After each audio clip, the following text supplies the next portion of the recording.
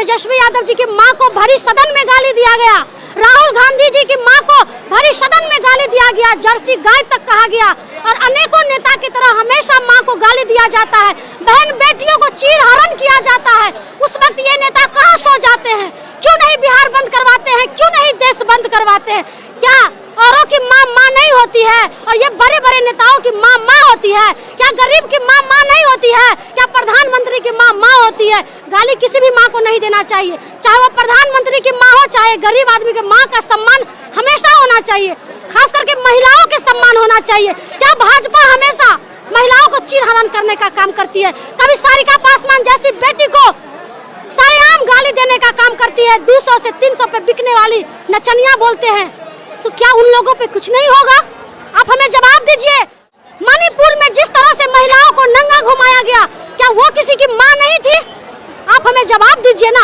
आपकी माँ और दूसरे के माँ कुछ भी नहीं, तो आप एक उंगली अगर किसी पे उठाइएगा तो 3 उंगली आपके ऊपर खुद उठेगा। आप इतना सोच लीजिए, अगर खुद का घर शीशे का हो ना तो दूसरे के घर पे पत्थर नहीं फेंकना चाहिए। ये आप समझ लीजिए, स्थिति अब आर और पार की है।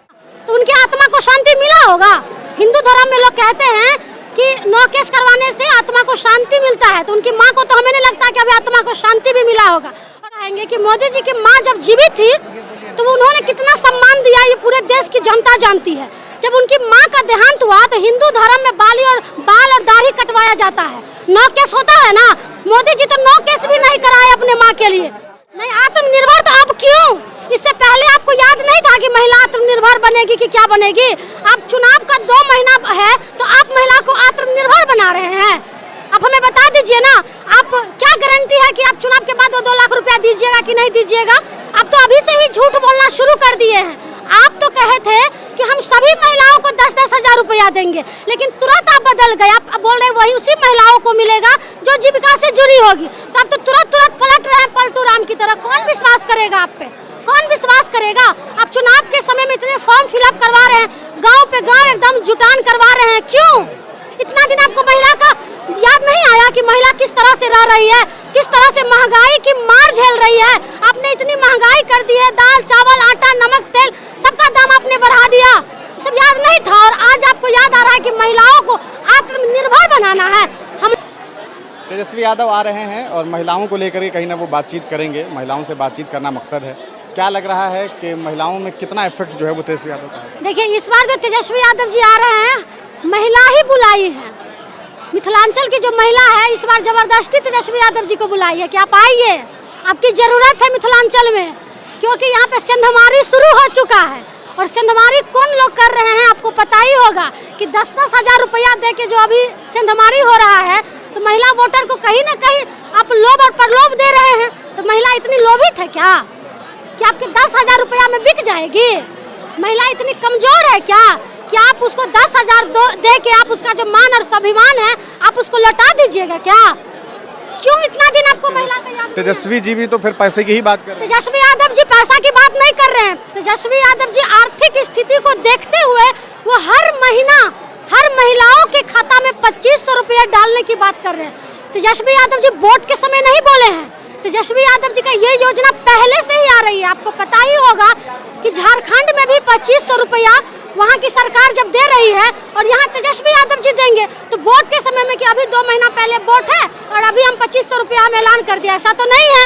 अभी तो ये एनडीए कर रही है कि चुनाव नजदीक है तो नया फरमान आप ला रहे हैं। कभी बिजली बिल फ्री कर रहे हैं, तो कभी पेंशन आप बढ़ा रहे हैं, तो कभी 10 हजार महिला को पैसा दे रहे हैं। तो क्या समझ रहे हैं कि महिला लोभित है? महिला को खरीद लीजिएगा। कुमार जी ने कहा कि हम 10 हजार रुपया दे रहे हैं, आप लोग अपना बिजनेस शुरू कीजिए, अच्छा करेगा तो 2 लाख रुपया और देंगे। तो वो तो आत्मनिर्भर बनाने का नहीं, आत्मनिर्भर तो आप क्यों? इससे पहले आपको याद नहीं था कि महिला आत्मनिर्भर बनेगी कि क्या बनेगी? आप चुनाव का 2 महीना है तो आप महिला को आत्मनिर्भर बना रहे हैं। आप हमें बता दीजिए ना, आप क्या गारंटी है कि आप चुनाव के बाद 2 लाख रुपया दीजिएगा कि नहीं दीजिएगा? आप तो अभी से ही झूठ बोलना शुरू कर दिए हैं। आप तो कहे थे कि हम सभी महिलाओं को 10-10 हजार रुपया देंगे, लेकिन तुरंत आप बदल गए। आप बोल रहे वही उसी महिलाओं को मिलेगा जो जीविका से जुड़ी होगी, तो आप तो तुरंत पलट रहे हैं पलटू राम की तरह। कौन विश्वास करेगा आप पे? कौन विश्वास करेगा?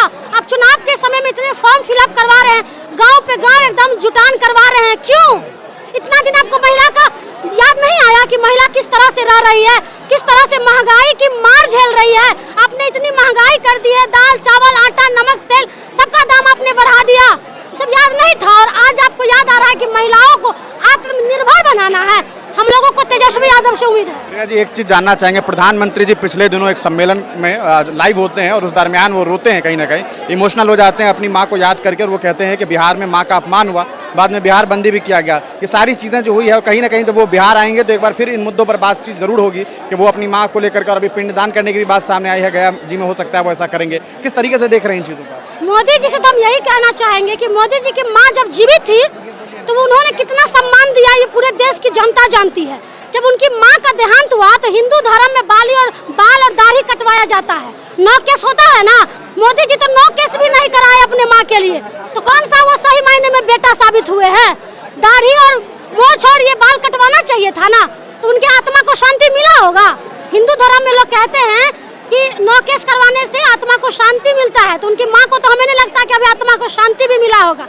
और माँ के नाम पे जो ये लोग नौटंकी कर रहे हैं, सबको समझ में आ रहा है कि अब कुछ नहीं बचा है, तो माँ को आप जो स्वर्ग सिधार गई है, आप उनके नाम पे राजनीति कर रहे हैं। आपको थोड़ी सी भी शर्म यहाँ नहीं बची हुई है कि आप माँ के नाम पे राजनीति कर रहे हैं? अरे तेजस्वी यादव जी की माँ को भरी सदन में गाली दिया गया, राहुल गांधी जी की माँ को भरी सदन में गाली दिया गया, जर्सी गाय तक कहा गया, और अनेकों नेता की तरह हमेशा माँ को गाली दिया जाता है, बहन बेटियों को चीरहरण किया जाता है। उस वक्त ये नेता कहाँ सो जाते हैं?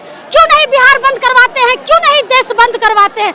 क्या औरों की माँ माँ नहीं होती है और ये बड़े बड़े नेताओं की माँ माँ होती है? क्या गरीब की माँ माँ नहीं होती है? क्या प्रधानमंत्री की माँ माँ होती है? गाली किसी भी माँ को नहीं देना चाहिए, चाहे वो प्रधानमंत्री की माँ हो चाहे गरीब आदमी की माँ का सम्मान हमेशा होना चाहिए, खास करके महिलाओं के सम्मान होना चाहिए। क्या भाजपा हमेशा महिलाओं को चीरहरण करने का काम करती है? कभी सारिका पासवान जैसी बेटी को सरेआम गाली देने का काम करती है, 200 से 300 पे बिकने वाली नचनिया बोलते हैं, तो क्या उन लोगों पे कुछ नहीं होगा?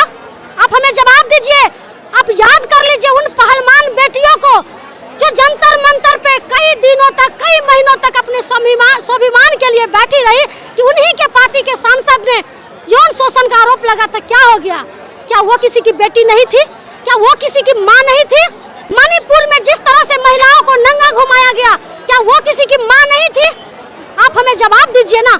आपकी माँ और दूसरे के माँ कुछ भी नहीं, तो आप एक उंगली अगर किसी पे उठाइएगा तो 3 उंगली आपके ऊपर खुद उठेगा। आप इतना सोच लीजिए, अगर खुद का घर शीशे का हो ना तो दूसरे के घर पे पत्थर नहीं फेंकना चाहिए। ये आप समझ लीजिए, स्थिति अब आर और पार की है, लड़ाई और आर पार की है। और बिहार में आप कुछ भी कर लीजिएगा ना, कितना भी सेंधमारी कर लीजिएगा ना, तो तेजस्वी यादव जी को इस बार आप नहीं रोक सकते हैं, आप समझ लीजिए।